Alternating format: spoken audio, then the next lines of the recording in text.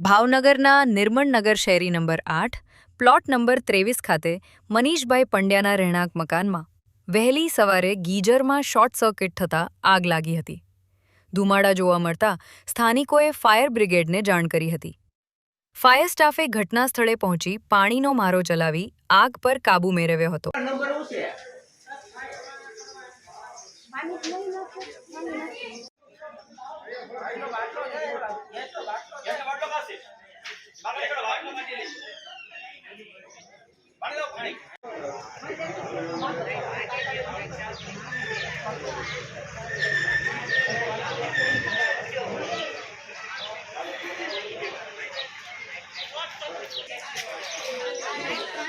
એ short સર્કિટનું જોવે છે અમને।